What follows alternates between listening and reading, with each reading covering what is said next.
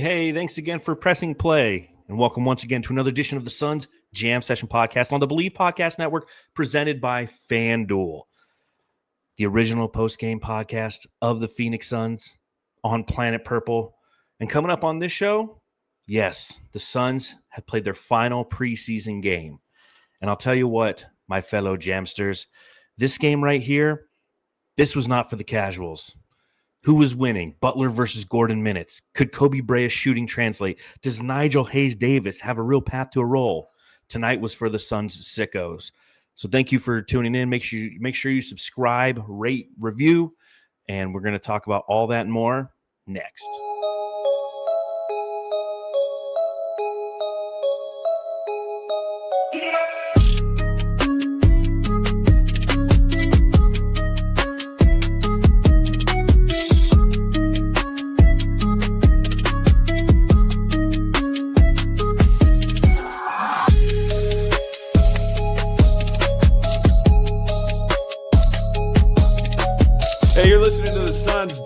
Session podcast, shooting the shit about the Suns since 2019. There we go. Matthew. What's going on, man? What's up, dude? Oh, a little bit of a different reverse pop there, huh? Coming back to the pop? Okay. I think I'm going to start popping them on the other side of the intro instead of before the intro. What do you think? I think it's fine. As long as we hear it pop, right? Jamsters? It's delicious. Would you guys be upset if we didn't? I think they would. I think they would too. I'd be like, dude, if you guys aren't drinking during the turn podcast, it off, right? What are you doing here? Like, yeah, they probably go follow Rosillo over to Barstool, and they'll probably go, you know what?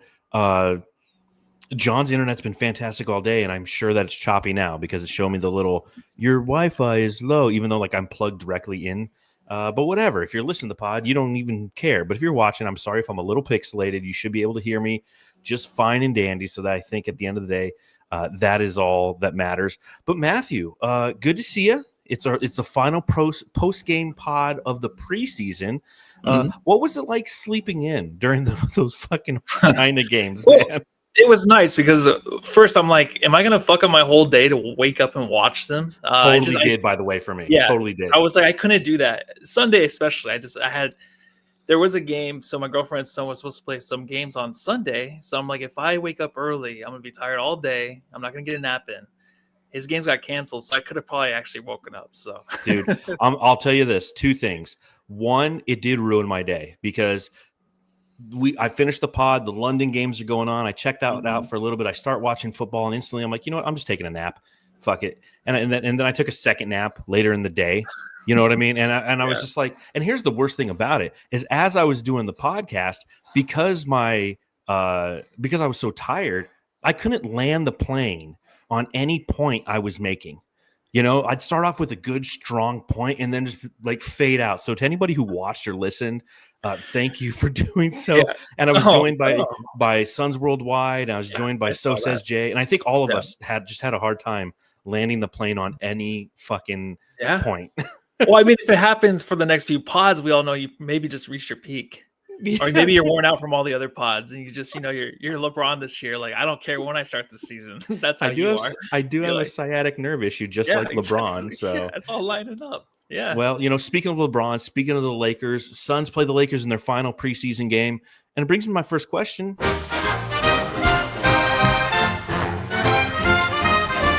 Matthew, I've got to ask.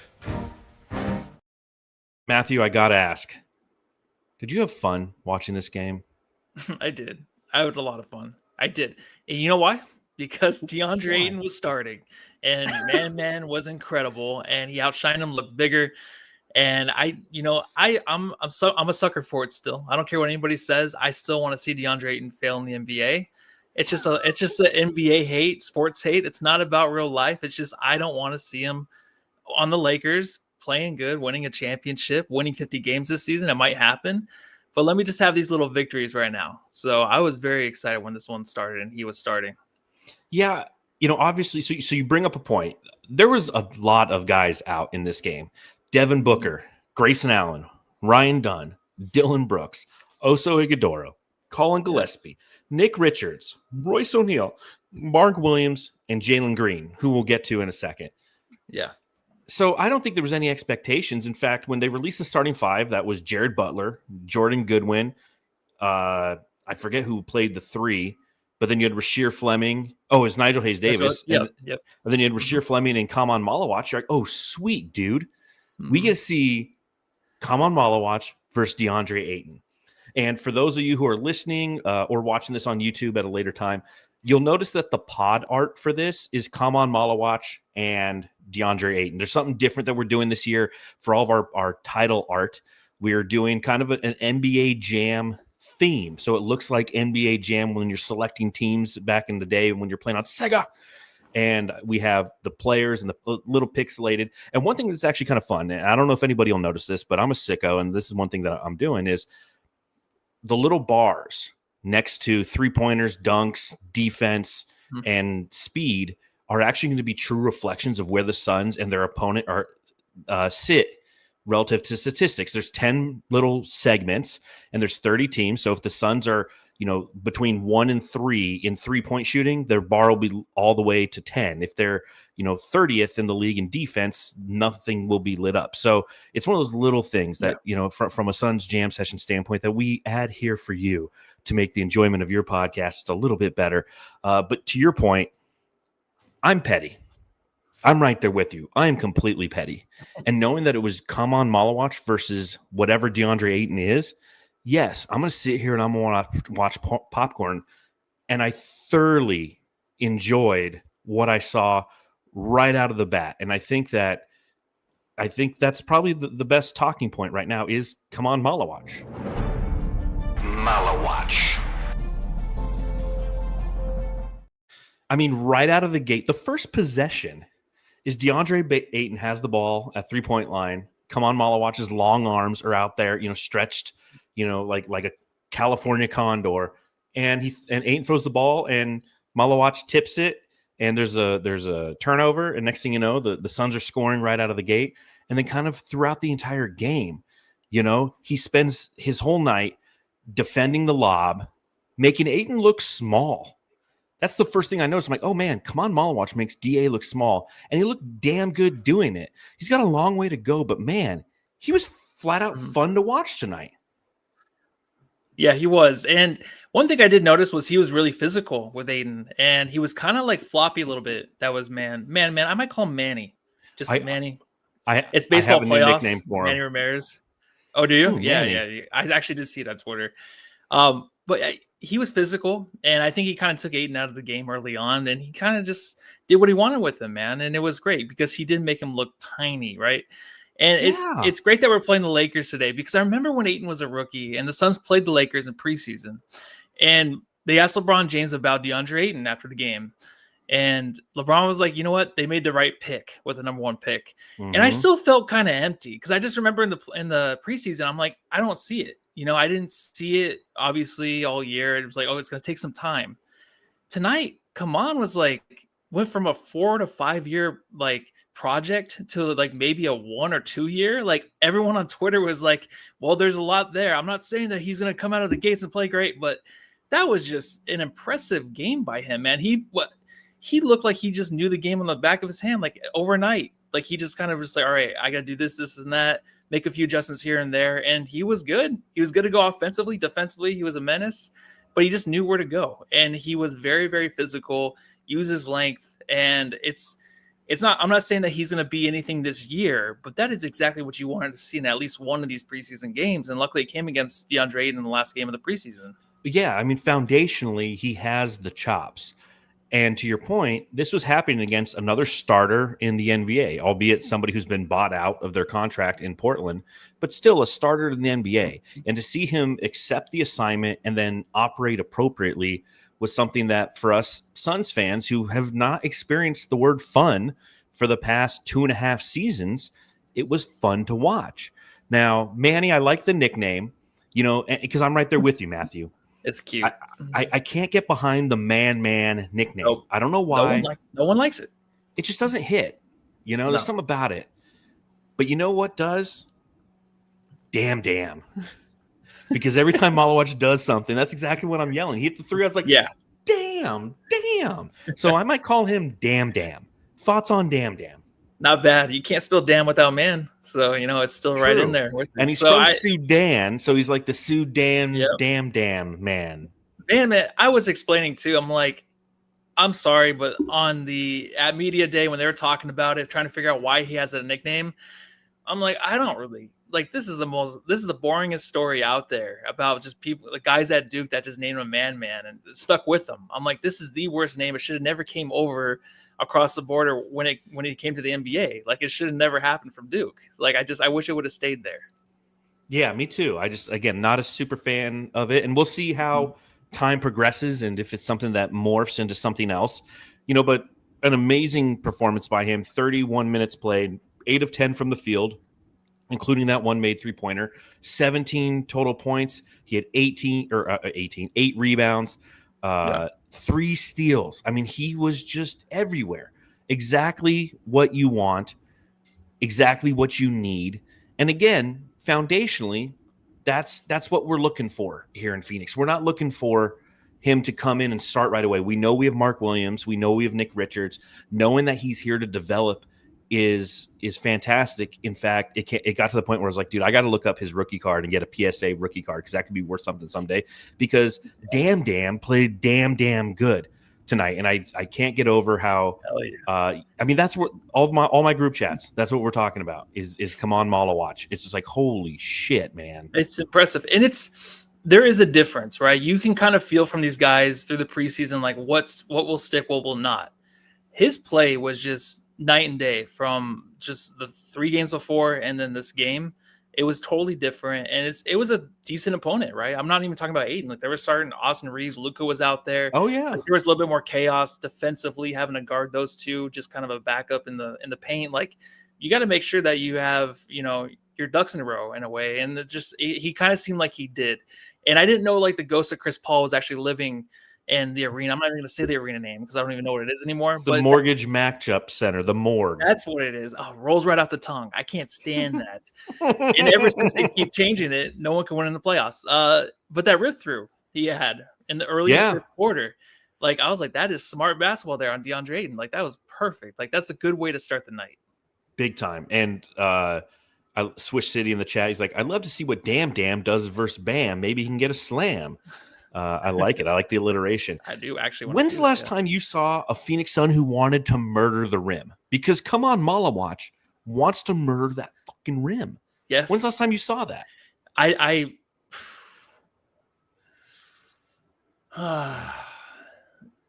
Josh Jackson, but he used to airball him. I don't know. This guy right here. If you're watching, you can see I'm pointing to Amari Stoudemire behind me. That's the last guy I remember who, like, with bad intentions. And again, some might be watching, some might be listening and saying, wow, you guys are petty. Let the DA thing go. Never. No, I will not let it go. He's our only number 1 pick in the history of the franchise. If he had played to the potential that he was supposed to be playing to, that he was being paid to play to, this team would have ended up being a lot different. And Matthew and I have gone over this time and again. But had he played to his potential, you wouldn't have needed to trade for Kevin Durant. You wouldn't have needed to trade for Bradley Beal.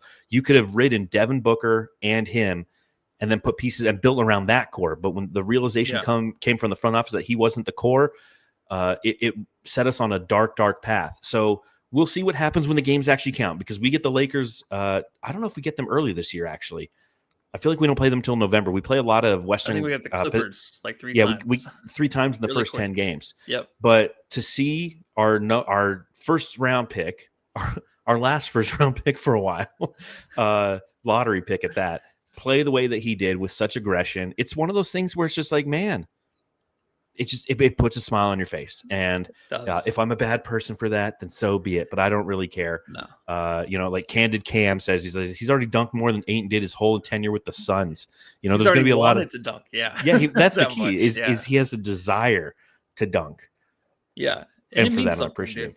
Yeah, and it's a real kind of energy out there. Like, the body language on this podcast it's a thing, and we like to follow that. And from him, from like just wanting to be aggressive dunking, but also just following through and kind of flexing after and just getting mad, and staying aggressive. Like, that was all real. All of that was exactly who that guy is. And that's why it's scary, because once he plays a few seasons and he understands the game more, it'll unlock more potential. But right now, you just know he has that fire, and that's what we need to know that we have from the number 1 pick is that fire. And he definitely has it. There's going to be some development this season. There's going to be a path to put him in a position to be successful, both in the short term, but especially in the long term for this organization.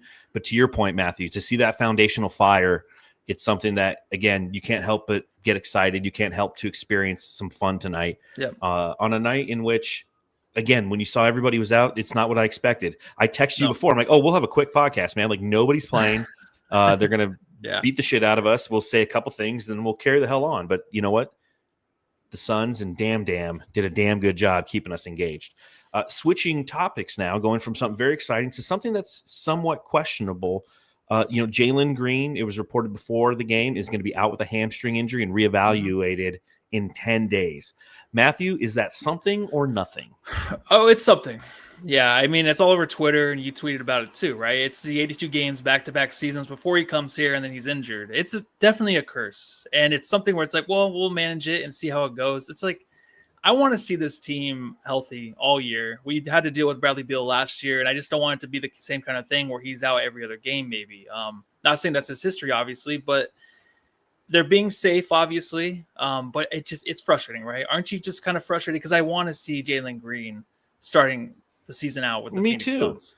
Well, one of the most exciting storylines for this season, and something that will create engagement as you and I cover this team throughout this season, is who and what Jalen Green is and who he's going to become.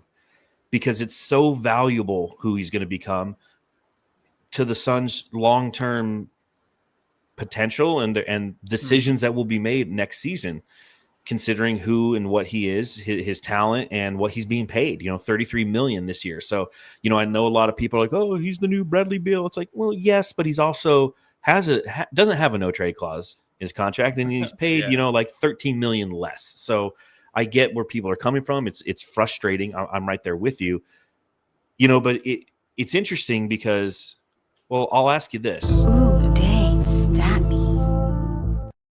When was the last time Jalen Green missed a regular season basketball game? It was 3 years ago, right? It was February of 2023. It was 2 weeks after the Suns acquired Kevin Durant. That's how long it was. Damn. Just 2 weeks after the Suns acquired Kevin Durant. So, this feels like when you're watching a basketball game and a guy's hit like 50 free throws in a row. Mm-hmm. Then the announcer says something about it and he misses the next one, right? I love that. It's the free throw shooting jinx, right? That's what it's like for Phoenix just as a Suns fan. It's like we have this perma jinx around us to where like the entire city is that announcer in that moment. It's like, just so you know, Bob, if he hits this one, it'll be 51 in a row. It's like we all knew it. And if we didn't know it, oh well. But the diehards know it. Please don't say it. And when he bricks it, they're like, God damn it, Bob. Why'd you have to say it? Like, Phoenix is a city of free throw announcers, because every time somebody comes here, again, this guy hasn't missed a game since February 2023. It's been 2.5 seasons. He comes here, he gets a hamstring injury, and then they go to China. They're like, he injured it worse in China. Like, doing what? Like playing with Labubu's or something? Dude, I don't know. Doing karaoke. Yeah, those things are popular, and I guess that little exchange between Devin Booker and Dylan Brooks was pretty funny, right? Those two guys that we love the vibes, we love the interviews and all that, and they're joking around, but then they come back and Jalen Green is out. It's disheartening. It is the only reason really is because of the big setback this franchise has gone through the last few years. You just don't want to see anything this season with injuries, because we're obviously younger. We're rebuilding in a way. We have a lot of guys coming back. We have talent, but you don't want the injuries to kind of creep in, because you just know once they do, it's going to remind us of last year. And Suns fans are not going to have it, man. I mean, we're already starting to boo at games starting last season, the year before. So we're not going to put up with a whole lot. And that's just how we are now, I guess. Well, we're a constantly scorned fan base, and we know that nothing's going to break our way. And I think that one of the factors that leads to intrigue for this season is the fact that we have gotten younger. And the intrigue comes with the fact that when you have a younger team, you generally have less injuries. It's been one of the running themes for years in Phoenix, especially since we blew up our youth and got a bunch of older players like a Kevin Durant, whose last game, was on March 17th last year. We didn't see him for the last month of the season. Bradley Beal, who was oft injured. Chris Paul, when he was here, every time we go to the postseason, he'd be out. So you get young guys and you're like, okay, at least we're going to have athleticism. We're going to have some durability. And we just got a guy who played 82 games in 2 consecutive seasons, and before that it was 70 something, so it's like, we got this young, durable guy and they're like, oh, hamstring issue. We're like, cool, great, fantastic. Exactly what we wanted to start the season. So he's going to miss opening day. 10 days from now, it's the 24th. The Suns will be on their second game. They'll be in Los Angeles playing the Clippers by then. So, more to come. It's unfortunate because, again, we didn't even get a chance to see him in the preseason. So we'll have to rely on next man up. And based on what we've seen in this preseason, culturally from this team, albeit a very small sample size in games that don't count, doesn't mean they don't matter. This is a culture of that is being developed. And tonight was a good example of just what possibilities could exist, because you had guys battling it out. You had Jared Butler and this guy. Where's my dog? Jordan Dog wins. There's my dog. I mean, at this rate, I'm going to have to make a drop for Jared Butler, because both of those guys have been battling it out for the backup to the backup point guard position. But both of those guys can still be on the roster when it comes time this upcoming Saturday to make waiver cuts, because the Suns still will have availability for them. The guys who will be cut, the David Dukes of the world, the guys who are on the Exhibit 10 training camp contracts, which includes Jared Butler, won't be on the team. But Butler and Goodwin can be on this team. And Butler absolutely made a statement tonight. Led all scorers with 35 points on 14 of 26 shooting. He was 5 of 10 from beyond the arc. He had 9 assists for those who think he doesn't play make well enough. He had 7 rebounds. And the second highest scorer on the team was Jordan Goodwin, 24 points on 10 of 20 shooting. He had 6 assists. He had 4 rebounds. Both those guys. Oh, and by the way, Butler was 9 assists on 0 turnovers. Both those guys, if a Jalen Green is hurt, might have an opportunity to step up early in the season. But for you, what was the most intriguing part of Jared Butler's game tonight? I think it was just kind of the outlandish scoring. I mean, even to the fourth quarter, he was hitting threes like off of 1 foot, it seemed like, or just kind of leaning over at times and just awkward positions. The guy was actually hot, right? So you didn't know what you really had in the first 3 games. You kind of figured, Goodwin would get that third spot at point guard or backup guard. And Butler was kind of like, I can do without. But it's kind of like with the Maluach thing in a way where he kind of turned things around tonight to where guys are noticing, or fans are now noticing him. They know what they have when he comes in. He's an elite shooter, obviously, but a facilitator, we didn't think. And he was tonight, like you said, with the 9 assists. That's huge. It's really big. Build his confidence before the season starts. It looked real to me, right? I mean, I think just like it just seemed like he was maybe just trying too hard before, right? Because there's a lot. This team is competitive, and he knows like he has to go all out to make sure that he almost looks perfect in front of us. Make sure that the body language is there, that he actually gives a fuck, and he actually does. Like, he's a competitor, so check that, right? But he has to score the ball, and it has to look efficient. He can't look like a ball hog, but he also has to share the ball. Like, it's just there's a lot that he has to deal with mentally coming into these 4 preseason games. And I think it's big to have the preseason games. The 4, it's fine, right? A lot of coaches don't like it. I think, I forget who was talking about it, but these guys need it just to build confidence. I think he got that tonight, because I think Jordan Goodwin, to me, is obviously, he's one of my favorites. I will go down with the ship saying that he was the best player for the Lakers in the series last year in the playoffs. I don't know. He just was to me. I love watching him, and that's why I'm excited we have him. But Butler had to show something, and he definitely did, right? He looked incredible. He absolutely did. And like, I wrote a piece for Brightside that published yesterday, kind of talking about that competition. And ultimately I gave the edge to Jordan Goodwin. And even after that microwave performance, I do give the edge to Jordan Goodwin, because I feel like, he might not have the same ceiling as Jared Butler, because obviously Jared Butler, he can score. And we saw that tonight. And we saw it last season when he stepped in for the Philadelphia 76ers with injuries to Tyrese Maxey and then some with that team. So he certainly is a professional scorer, but I feel like Jordan Goodwin has a higher floor than Jared Butler does. Yeah. And I feel like at least through the first 3 games and we talked about in the last podcast with So Says Jay and Suns Worldwide, was how he kind of looks like a player who's out there in my player mode, and he's just out there trying to get as much VC as he can by, scoring as many points. And in this game, he actually opened up some of his playmaking and he was looking for other players. I still felt he could have been a little bit more of a playmaker even tonight. So to see that, knowing that you can have both him and Jordan Goodwin, both on veteran minimum contracts, and mind you, you can still have Jordan Goodwin on this team because his contract isn't fully guaranteed until January 7th. So you can bring on Jared Butler, sign him to a contract, and then continue to have Jordan Goodwin on the team until January 7th and ultimately make that decision. It's a good place for the Suns to be in because a lot of people also saw who these guys were. And if trades need to occur and you need to sprinkle a little bit more onto a trade at some point in the season, knowing you don't have a lot of draft capital, although their contracts won't be something that are going to make or break a deal. They're the contracts that you can now stack that you're underneath the second apron. It does add a viable piece if need be, because both have proven to be NBA players. They're going to be third string here in Phoenix, and I think in Jared Butler's case, he almost becomes like the third string 2 guard instead of the point guard. But it's a good problem to have players who can go off for 35 points in a preseason game. I'd rather have that guy who goes 1 for 9 from the field and scores 3 points. I agree, but to be honest, the main guys like Jordan Goodwin and Maluach, those are the guys I really can take. Like, hey, this is going to transfer to this next to the season. It's going to happen where these guys are going to be more valuable than I think a Butler is going to be. It was a really good game. Everything was great.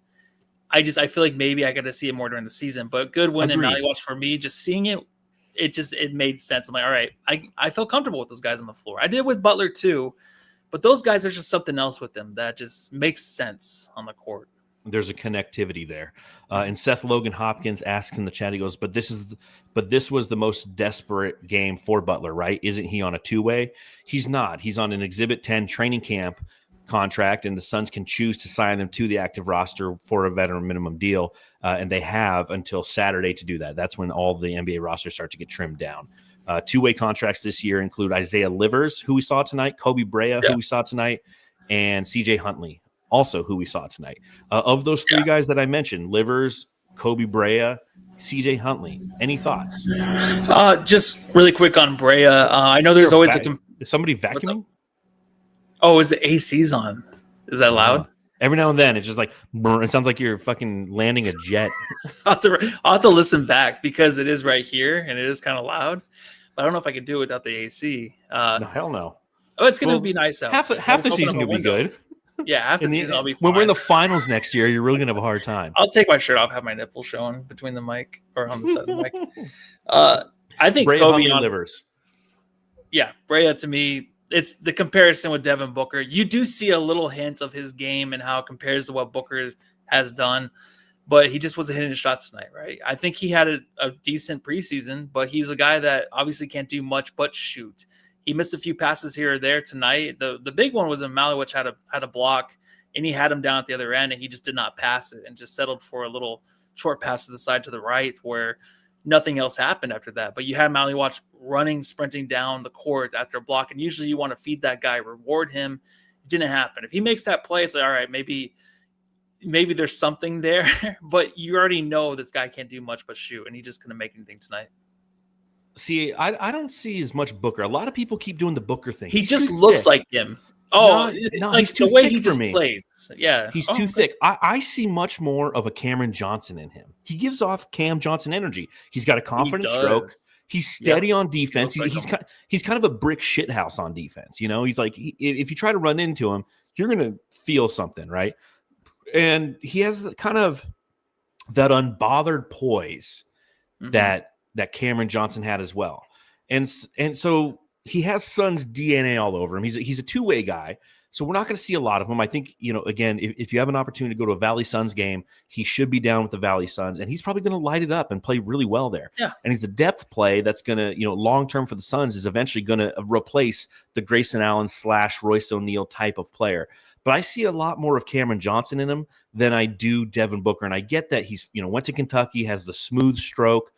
So people that's their comparison. But I'm gonna go the other way. I'm gonna go Cam Johnson. Okay. Yeah, it's there, but it's little. It's just a hint of it. Not saying it's like when people just compare, like, oh, Anthony Edwards looks like Michael Jordan on the floor. Remember 2 or 3 years ago when they were saying that? I have a friend who still says that. He looks like somebody. He does move like the dude, but he's not the dude. That's kind of what I'm saying. Anthony Edwards does not even move like Michael Jordan. It drives me nuts. He's athletic, like young Jordan was. That's about it. Like, there's nothing in his jumper. There's no. It just pisses you off. It does. Like, I've got a buddy who dies on that hill. He's like, Anthony Edwards is the closest thing to Jordan we've seen since Jordan. I'm like, Kobe fucking Bryant, who literally copied everything that Jordan did and was built the same and operated in the same space. I'm like, Anthony Edwards, totally not that. I will say CJ Huntley is another guy who I thoroughly enjoyed watching tonight. After seeing him in the summer league, he's another guy who I was kind of off put in the summer league because I felt that he was a little too lumbering and wasn't really effective. But, I mean, he was even given DA fits tonight. He didn't end with an amazing stat line, but, 13 minutes played. He had a couple points. He had 3 steals in this game. 3 steals from CJ Huntley. So, again, like the youth movement, the deep bench, the guys who are going to be playing on the Valley Suns from a developmental standpoint, that's what Brian Gregory talked about this offseason is we got to build it from the bottom up. Having players like him is what he's talking about. Yeah, I think you have these guys that are going to definitely hustle, and they're going to be bigger bodies like CJ Huntley, where he's like a kind of bigger version of Fleming in a way. Not as athletic, but he can just put his body out there and, kind of wreak havoc in a way. But I don't know, just not too interesting to me. Him and Livers, I can pass on them. I'm sorry. That's fine. That's fine. Yeah. What about Rasheer Fleming? What about Rasheer Fleming? I think Matthew froze. Can you guys hear me? Maybe I froze. I don't know. Who knows with our internets these days? If you can hear me, let me know in the chat. If you're listening, we apologize for this slight delay. But I will say that Rasheer Fleming was absolutely fantastic in this game, in my opinion. There was a play. Okay, you can still hear me. Thanks, Joe. There was a play where he had Inspector Gadget deflection, like in transition, tips the ball up, then stretches like Gumby to save it from going out of bounds, passes it back in bounds, and then the result is a wide open 3 for Jared Butler. And like that's how you earn fans fast. That's how you earn opportunity and rotations fast. And I think that, again, like what Mr. Anderson says, he's like, Fleming feels like a steal. Needs to bulk up a little bit, but I think teams are going to regret passing on him. I agree. I think, Seth, Fleming was great. His arms are ridiculous. He just defensively is somebody who is going to be a disruptor, right? That's what we're trying to find and identify are players who can provide disruption. And Rasheer Fleming, thus far in this preseason, I've gained more confidence in him. Another player who in the summer league I wasn't overly confident in, not necessarily because of his shooting, but just because of his spacing on the floor. You take a look at him tonight, 31 minutes played, 3 of 8 from the field, 3 of 7 from beyond the arc. So he was chucking up threes, 9 total points, 5 rebounds, and 1 steal, 1 block shot. He was just very disruptive. What did you see from Rasheer Fleming, Matthew? I don't know, man. Is he kind of like hesitant on a lot? Is he not really playing to his like full like capacity? I think he's going. I think he's going like 3/4 speed, and it's still fucking impressive. He's good. There's just something there that's just not all the way complete yet. Obviously it takes guys time down the line to really progress and just be who they really are in a couple of years, but there's just something missing for me. I do think that he's had good games. He has this preseason. He's showed the effort. He's going to be definitely valuable as a rotational player. I don't know. There's something else there. I'm like, I don't know, man. Maybe because of the Maluach game tonight, I'm just like, damn, that guy kind of just makes everyone else look like shit. See, I think Fleming was like a spider monkey out there, man. That guy was everywhere, jumping past lanes, catching balls, going out of bounds, getting them into his fellow teammates. 3-7 from beyond the arc. That's 42.9%. Like, I'll take that all day, man. His stroke got more confident as the game progressed. And again, a rookie. A guy who we don't have a lot of high expectations for in the short term. In the long term, yeah, it'd be great if we hit on the 30th overall pick in the draft. But to me, he looks like an NBA player. He feels like an NBA player. And again, something that creates a sense of intrigue and excitement. Yeah, I don't see it yet. I don't know. I feel like I'm the only one. I'm sorry. I'm serious. Like, everyone's like all up and down that guy's jock. Like, I'm just like, I like it. It's good, but I don't know. There's just something missing to me. I'm sorry. I'll figure it out. You better apologize. Just dominates one game. Well, he's not going to play in the first week, hopefully. In a perfect world, he's not playing until, the season's kind of decided. We want this guy to develop properly. We don't want to throw him into the fire a little too soon. But based on what you saw tonight, knowing that the Suns on FanDuel, their over-under is 31.5 this year. Does this sway your opinion one way or another? Do you see this depth of this team, a third-string Phoenix Suns team, smacking the majority of the starting Lakers around? Does that change your perception on the fact that they can be over 31.5 wins, or are you still just like, I got to see it in the regular season? This is that typical preseason excitement. 31.5 is a good number. They're probably going to hit the under. Where are you kind of falling on that? So I've been really kind of struggling with the Western Conference and where I'm kind of placing them. I do have them well over the well over. I just don't give away too much. I'm all in because it's not to do with tonight. It's to do with hey, you know what? This team's down 10 tonight or 12 in the second quarter, and the feel I get from these guys, it's like they're not done yet. They're gonna come back. They're gonna make a run. There's a certain attitude. Like when the Suns last season, to end the season, they went on like a 4 or 5 game little stint that they look great, right? You could just feel like, hey, they're going to pull this off in the end. Yeah, and then they lost like 9 in a row. Sure, I did. But I've also had that. Yeah, I know. Exactly. Yeah, but this team can do that, and it's okay, right? They can lose 9 games in a row. But it just sucks because we don't have our own first round pick. That's the shitty part. The preseason games. Well, what do you mean with the first round pick? Well, we don't have our first round pick. So if we lost 9 games in a row at the back end of the season, it sucked because we'd sit there and go, man, we don't even have our pick. No, I know. It wouldn't matter. Yeah. Well, Seth Logan Hopkins. Really quick, though, this team, though. God damn it, Maddie. Get excited. What? Like ridiculous fan excited. Sheesh. LOL. Preseason isn't for equivocation. Damn you, Matthew, and your common sense. I don't know what that word is. No, I'm picking them in the top 6 this year to finish in the top 6. And the reason is because this team is already awesome, man. But they haven't played Jalen Green, who is going to be great on the pick and roll with these guys. He's going to be good as a ball handler. Mark Williams hasn't played either. This team is just it's one of those teams like the Rockets last year, teams that no one knows, like, oh yeah, they're not going to make the playoffs. Like, there's a different attitude here. Everyone thinks of the Suns the last 2 seasons and what happened with them. It's like, there's no way they're going to recover. Kevin Durant's not there anymore. It's like, yeah, he was on the fucking team when we were terrible. And plus, like, those teams, everyone chose them to go to the championship, win the championship. No one's looking at them. I'm really high on this team. I think they're gonna snag a few 9 or 10 game win streaks this year, just because they're gonna catch teams on the bad end of the stick. And that's how I'm feeling right now. I'm going all in on this team right now. I really am.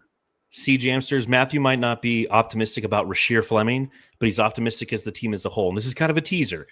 For those of you who don't know, the remainder of this week, we are 8 days away from the start of the regular season. So we have some exciting podcasts coming to you over this next week. We have to finish doing the division previews. So we still have the Southwest and the Pacific, and we'll reveal all of our final picks relative to seeding for all those teams. So make sure you tune in to the Suns Jam Session for that. And then we'll be doing our annual Jammies, where we our Jammy Awards. Yeah. We don't do the Grammys around here, Jamsters. We do the Jammy Awards, and we'll be handing them. And the fun thing about the Jammies this year, Matthew, as I still got to prep the spreadsheet so you can go in and put all your answers in. But like, there's a lot of different blood on this team. Like, who gets the Jesse Katsopoulos Best Hair Award? Oh, it's I already know. completely I different. thought about it 2 days ago. Yeah, well, I know who my Everyone pick is, has but a pick. you Okay. know, but that's what's There's a lot going of to good make hair. there's a lot of good hair on this There's a team. lot of good hair in this team. You know, so that's we're Yeah. gonna be doing all of those predictions upcoming. So make sure that you know, if you haven't subscribed to the channel, put your notifications on, because we're going to be coming to you live with a lot of that different content throughout the remainder of this week as we prepare for that first game of the season. Okay, one thing we got to do is the good old subreddit stakeout. The Suns Jam Session subreddit stakeout.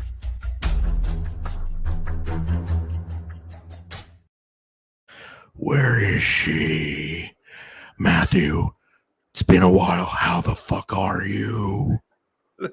Is this your first appearance? I am Batman.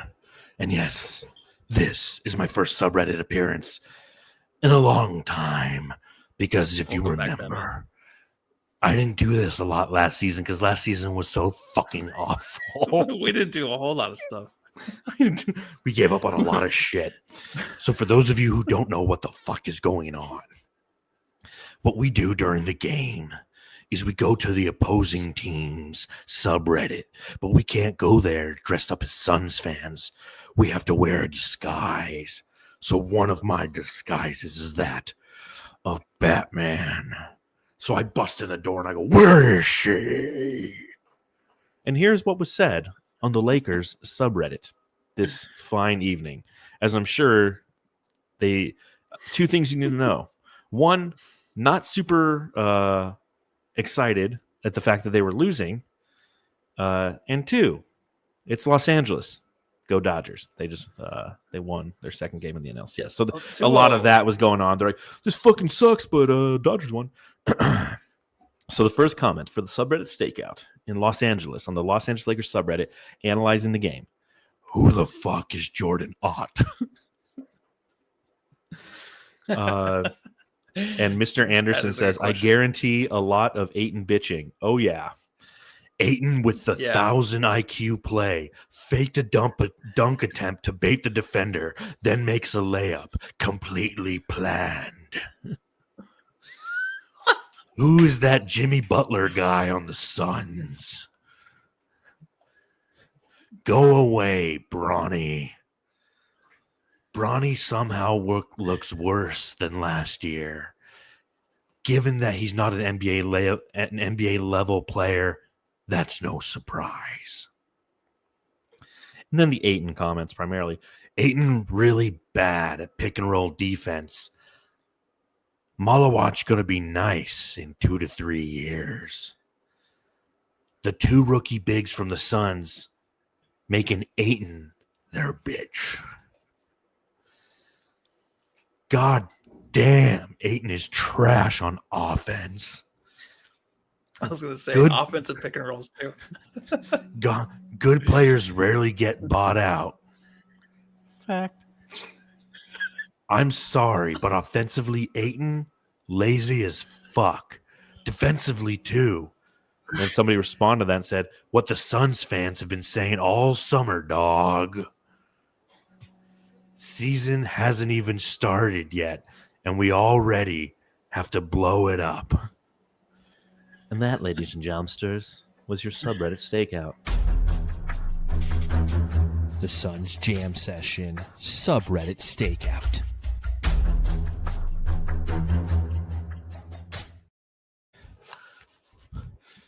Whew, I'm trying to get used to the new studio and where everything is. You know what I mean? Everything's knocking everything over. Yeah, it's like, oops. Matthew, any other takeaways from this game that we haven't touched on already? Yeah, there is one. So Nigel Fleming, Hayward, Hayes, whatever his name is. This guy, so there was a belief maybe he would be starting lineup to start the season, right? He's obviously had a completely terrible preseason, but he just reminds me, he's the guy in American Beauty. Seen American Beauty? Long time ago. There's a guy with a camera recording a bag flying through the air, right? Yeah. That's what he reminds me of. That's him. That's who he is. Why? He's Because of his recording the YouTube media. channel? He's too deep. He's just too deep. It's in his, like, if you look at the starting lineup and you look into his eyes and he's just like his prick smile, like he's too deep of a thinker to be playing in the NBA. Sorry. So here's my observations on him. I wish he had a better preseason because, as you mentioned, like he was my favorite part of media day. He's smaller on the court than I expected. You know what I mean? Like I thought, like 6'7" wing.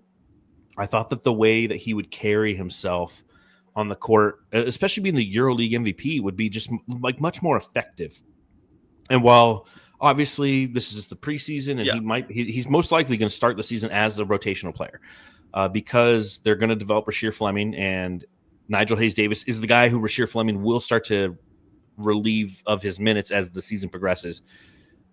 But when we talk about like what does an NBA player look like damn, Rasheer Fleming looks like an NBA player, a young NBA player, but somebody who's just like long, athletic, learning his space on the floor. Whereas Nigel Hayes-Davis is just there, and it's sad, but that is a great fucking comparison. The guy who's videotaping the bag, who's super deep, he's like, you don't understand, man. It's a bag. I'll have to work that into his drop or something somehow. That's what he reminds me of. Yeah. Oh man, that's a good one. Yeah. Have it to the Katy Perry song. Do you ever feel like a plastic bag floating through the air? Well, you know that I had to change. Yeah, I don't know. That's all I had from the game. Though I thought it Dylan was the villain. I had to change the Dylan the villain because yeah. So here it is for you, Jamsters. I had to change it up just a little bit.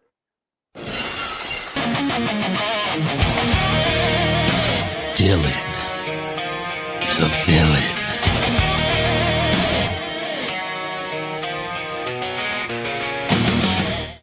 I had to change it up a little bit because every time I play it before, we would get copyrighted. What's that? You're lagging so hard.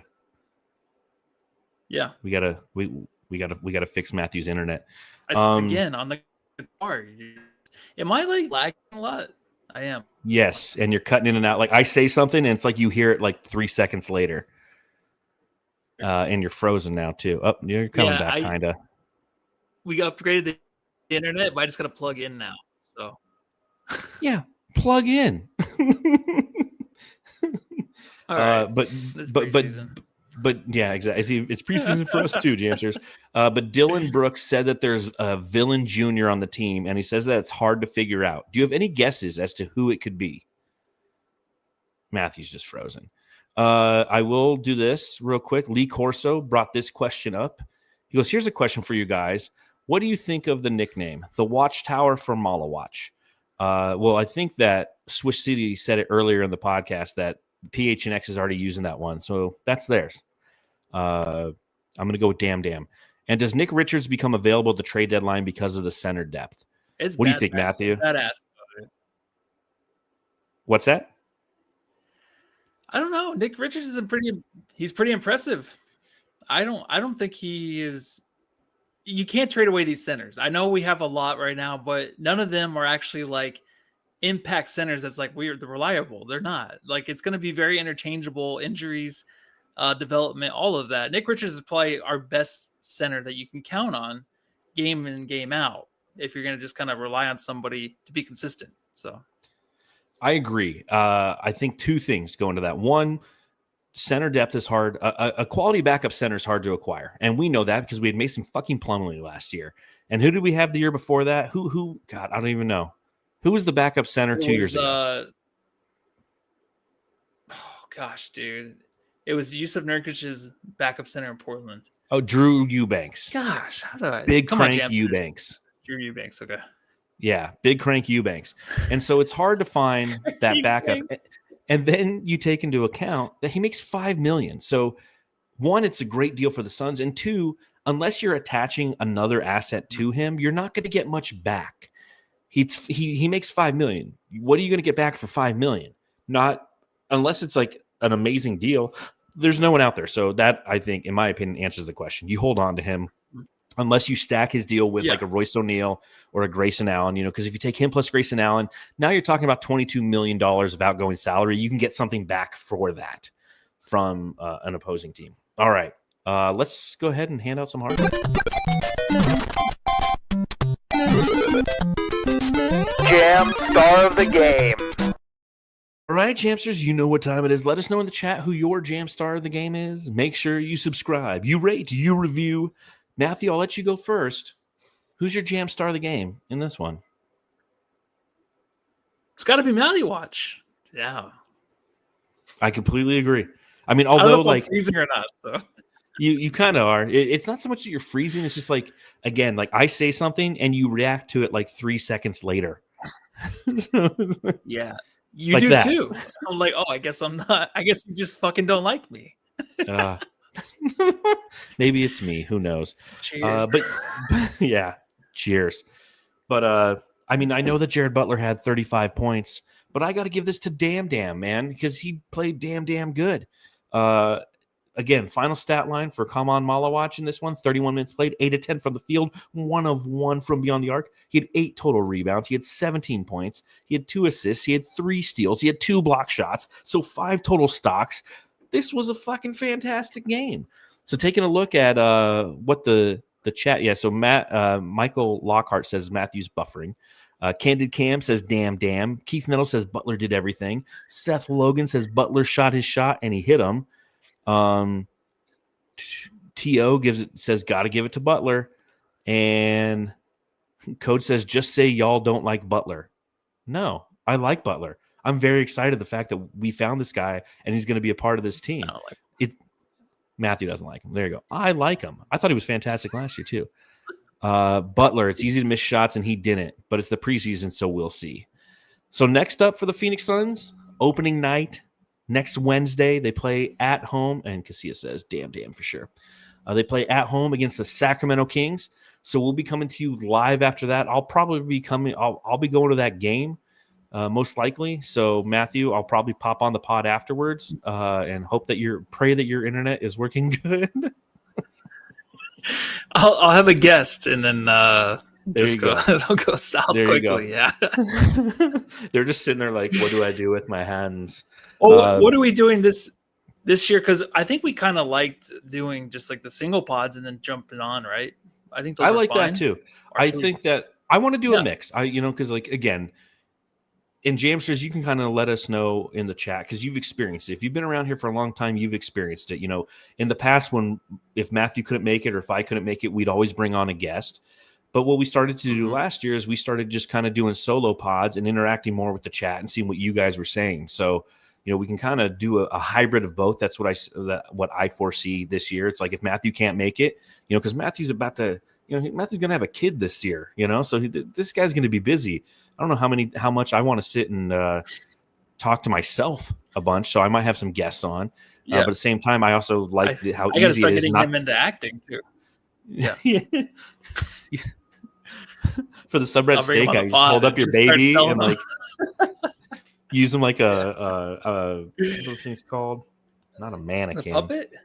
No, like you're like a ventriloquist, but with your son. Oh. But so we'll figure it out as the season goes. But a reminder, Jamsters, again, thanks for hanging out today. We have our division previews. We'll be previewing the Southwest Division tomorrow.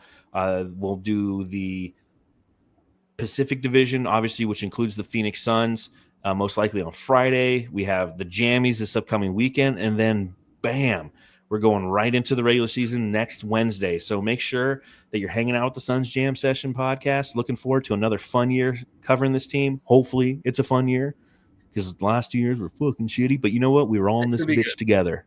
So thanks for hanging out with us.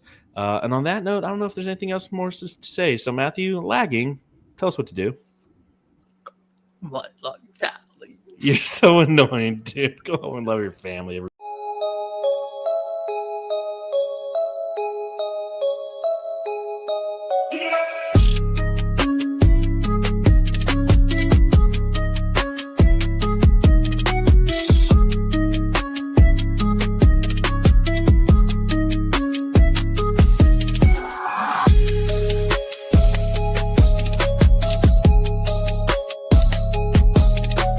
Hey, you're listening to the Suns Jam Session podcast. shooting the shit about the Suns since 2019.